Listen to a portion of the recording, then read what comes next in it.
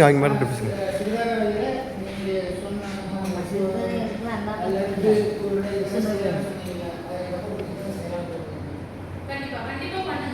சின்ன முயற்சி பண்ணுங்க. ஃபர்ஸ்ட் வீட்டுக்கு செய்யுங்க.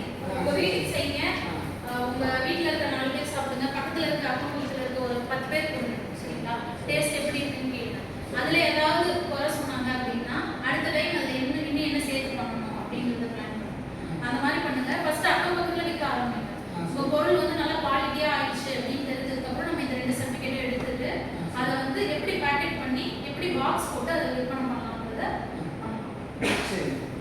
கண்டிப்பா பண்ணுங்க. நீங்க பண்ணலனாலும் உங்க வீட்ல இருக்கவங்களுக்கு போய் மோட்டிவேட் பண்ணுங்க. இப்போ வீட்ல இருக்கவங்களை நீங்க மோட்டிவேட் பண்ணீங்கனாலே கண்டிப்பா அவங்க பண்ணுவாங்க லேடிஸ். இது எல்லாத்தையும் ஃபர்ஸ்ட் சிறுதானியம் எல்லாமே ஊற வச்சு அதுக்கப்புறம் வந்து முளை கட்டி அதுக்கப்புறம் வெயில்ல காய வச்சு அதுக்கப்புறம் எடுத்து கொஞ்சம் கொஞ்சமா வறுக்கணும். நம்ம மிஷின்ஸ் இருந்தா ஒரே டைம்ல போட்டு வறுக்கலாம். நம்ம கையில செய்யும் போது கொஞ்சம் கொஞ்சமா தான் வரும். கொஞ்சமா அந்த 1/4 கிலோ அளவுக்கு வந்து போட்டு வறுத்து அதுக்கப்புறமா அதை எடுத்து நல்லா ஆற வச்சிருவோம். இதை சூடா அரைச்சிங்கன்னா மாவு சீக்கிரம் கெட்டுரும். நல்லா காய வச்சு அதை வந்து ஆறுனதுக்கு பின்னாடி அதை அரைச்சு அதுக்கப்புறமா அரைச்சதுக்கப்புறம் அந்த ஹீட்லயும் நம்ம பேக் பண்ணோம்னாலும் மாவு கெட்டுரும். எல்லா மிஷின்லயும் வந்து அந்த இது வந்து கரெக்டா வராது. ஒரு சிலதுல சிறுதானியம் அப்படியே முழுசா இருக்கும். அதனால சலிச்சுட்டு அதுக்கப்புறம் தான் நம்ம பேக் பண்ணணும். சலிச்சு அது ஃபுல்லா ஆறிடணும். அது ஈரப்பதம் இருந்துச்சுன்னா கெட்டுரும்.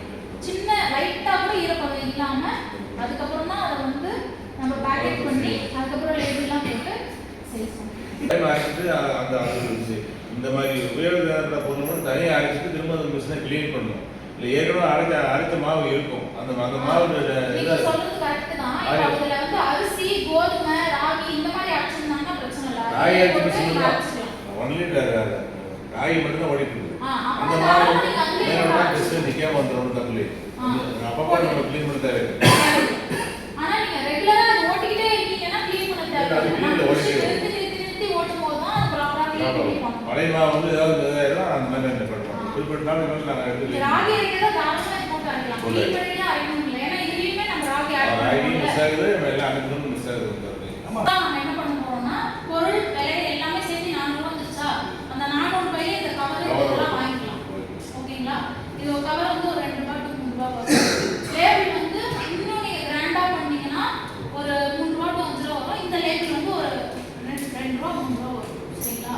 இதனோட பிரைஸும் அதுலயே வந்துடும். சரிங்களா? மொத்தமா ரேட் வந்து 400 கிலோக்கு 400 ரூபாய் வருது. 2 கிலோக்கு 800 ரூபாய் வரும். 2 கிலோக்கு 400 ரூபாய். ஆமா சார் 2 கிலோக்கு 400 ரூபாய் வருது. ஆனா 2 கிலோ எவ்வளவு விற்கிறாங்கன்னா 560 சார் 2 கிலோ வந்து 1000 ரூபாய்.